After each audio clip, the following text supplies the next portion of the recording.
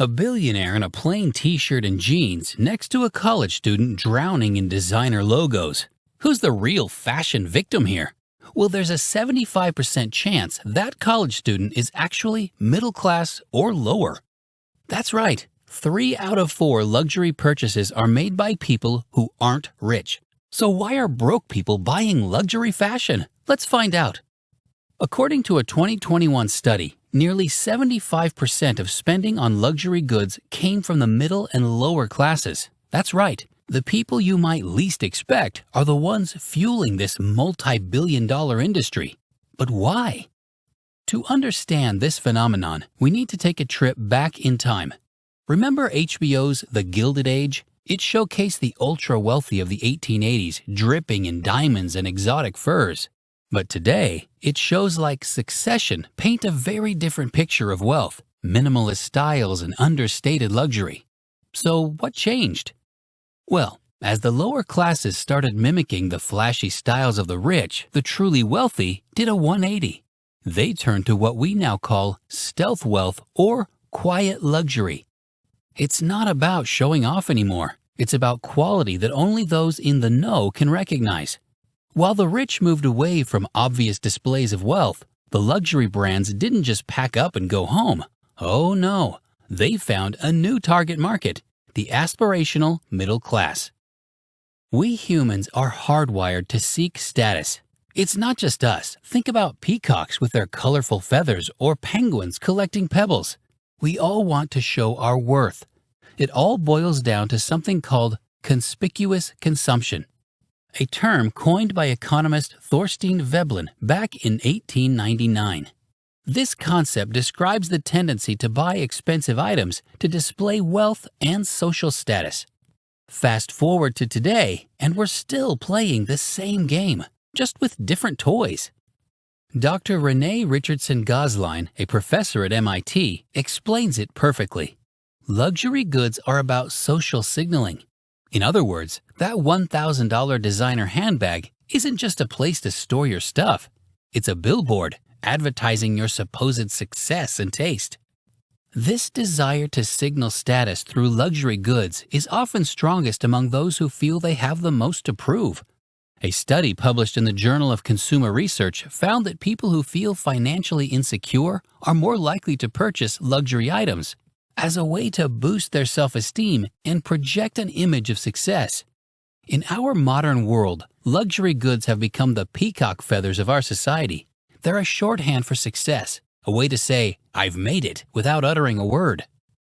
And in places with high income inequality, this desire becomes even stronger. But here's where it gets really interesting. The ultra-rich like Jeff Bezos or Mark Zuckerberg don't need to flaunt their wealth. We all know they're loaded. It's the middle-class office worker or your neighbor down the street who feels the pressure to prove their worth through designer labels. You might think luxury brands are exclusively courting the ultra-wealthy, but that's not the whole story. In fact, Bernard Arnault, the CEO of LVMH, which owns brands like Louis Vuitton, Dior, and Hennessy, spilled the beans in a 2023 interview. He said, "We don't sell products to rich people. It is to people who have money and want to indulge themselves." Remember when luxury ads were confined to high-end magazines? Those days are long gone.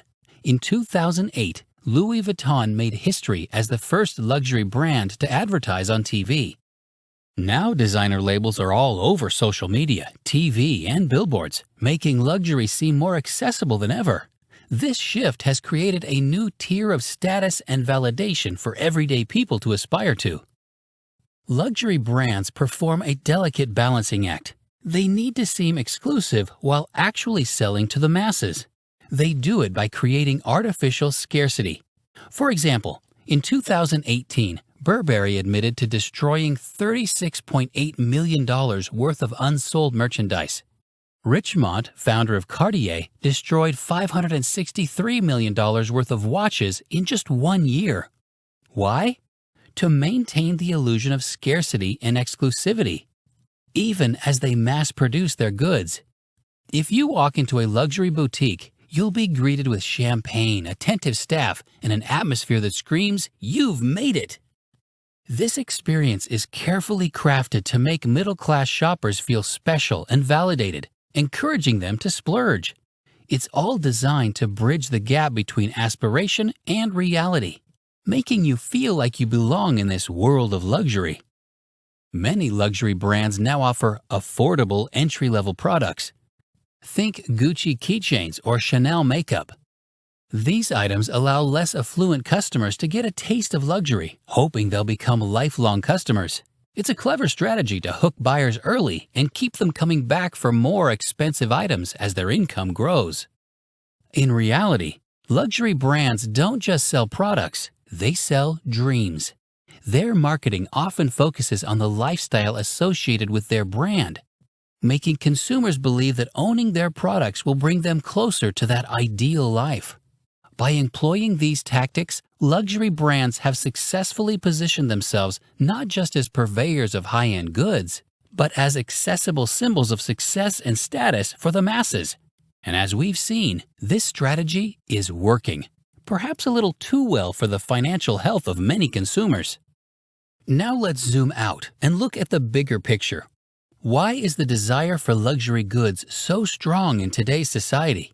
The answer lies in a troubling trend: growing income inequality.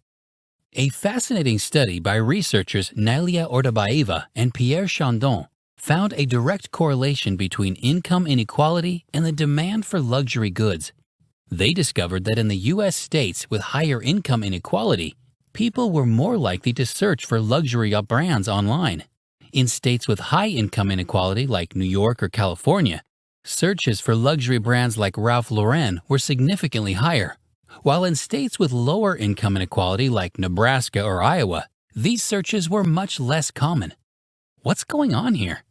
Well, in places where the gap between rich and poor is more visible, people feel a stronger urge to keep up with the Joneses. When you're constantly surrounded by displays of wealth, it's natural to want a piece of the pie for yourself. The people buying these luxury goods often aren't the super rich. They're middle-class consumers stretching their budgets to appear wealthier than they are. According to a 2021 study, nearly 75% of luxury goods spending came from middle and lower income households. That's right. People making $50,000 a year or less accounted for 40% of luxury purchases. Many people are stretching their budgets, dipping into savings, or worse, going into debt to afford these status symbols. The average American has about $66,000 in credit card debt. With high interest rates, that seemingly innocuous splurge on a designer bag can balloon into a financial nightmare. But it's not just about individual purchases. There's a ripple effect in communities. A 2014 report by the Federal Reserve found that your neighbor's spending habits indirectly influence your own. It's the keeping up with the Joneses effect, and in the age of social media, it's more potent than ever. This financial strain isn't just affecting adults. Generation Z consumers are starting to buy luxury items 3 to 5 years earlier than millennials did. We're talking about 15-year-olds aspiring to own designer goods. By 2030, these younger generations are expected to make up 80% of luxury spending. Back in the day, luxury brands were indeed synonymous with superior craftsmanship. Artisans would spend hours meticulously crafting each piece. But in today's mass-market luxury landscape, things have changed dramatically. Here's a wake-up call. Many luxury brands have outsourced their production to the same factories that make fast fashion. In 2008, Italian police uncovered a massive fraud where thousands of luxury bags and shoes with Prada and Fendi logos were being produced in the same factories as cheaper brands. This industrialization of luxury has significantly impacted product quality. Moreover, the actual production cost of luxury items is often a tiny fraction of the retail price. For example, a $2,000 designer handbag might cost less than $100 to produce. You're paying for the brand name, not superior materials or craftsmanship. This markup madness is a clear indication that the higher prices of luxury goods are more about profit margins than quality. To further illustrate this point, Consider the perception experiment conducted by Payless, a discount footwear chain, in 2018. They opened a fake luxury store called Palessi and invited influencers to check it out. These fashion-savvy individuals were willing to pay hundreds of dollars for Payless shoes that normally retail for $20 to $40, simply because they were presented in a luxury context. Adding to these issues is the concept of planned obsolescence. Some luxury brands intentionally design their products to become outdated or fall apart after a certain period, encouraging you to buy more. It's particularly true in the fashion industry, where trends change rapidly. The takeaway from all this? Don't assume that a high price tag equals high quality.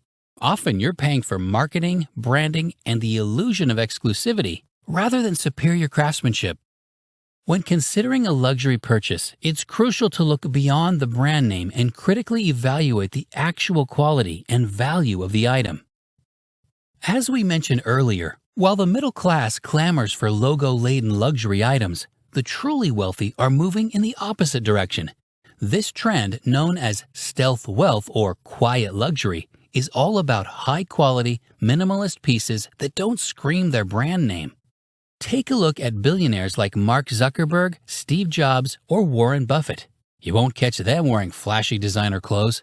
Instead, they opt for simple, high-quality items without obvious branding. This phenomenon is known as inconspicuous consumption. Why? Because when you're genuinely wealthy, you don't need to prove it to anyone. In fact, flaunting wealth can be seen as gauche or even dangerous in some circles. This trend has given rise to brands like Brunello Cucinelli or Loro Piana. These ultra-luxe labels produce clothing that's exquisitely made but lacks obvious branding. A plain gray t-shirt from Bruno Cucinelli might cost $400, but only those in the know would recognize it. Consider the TV show Succession. The billionaire Roy family isn't decked out in Gucci or Louis Vuitton. Instead, they wear understated, extremely expensive clothes that the average person wouldn't recognize as luxury items. It creates an interesting paradox. The people who can most easily afford flashy luxury goods often choose not to buy them, while those stretching their budgets are the ones sporting obvious logos. When it comes to satisfying our desire for quality and status without falling into the luxury trap, there are several alternatives and solutions to consider. We need to redefine our notion of success, shifting focus from designer labels to personal growth, meaningful experiences, and strong relationships. Instead of chasing brand names, we should invest in well-made, durable items that offer real value for money. For those who still crave designer pieces, exploring the second-hand luxury market can be a more sustainable and affordable option. Improving our financial literacy is crucial. Understanding budgeting, saving for the future, and making informed purchasing decisions can help us avoid the pitfalls of overspending on luxury items. Developing a unique personal style that truly expresses who we are, rather than showcasing what brands we can afford, can be both fulfilling and cost-effective. Lastly, supporting ethical and sustainable brands that prioritize fair labor practices and environmental responsibility allows us to make more conscious consumer choices. By adopting these approaches, we can satisfy our desire for quality and status in a more sustainable, financially responsible, and personally authentic way. So what do you think? Has this changed your perspective on luxury fashion? Are you rethinking your next purchase?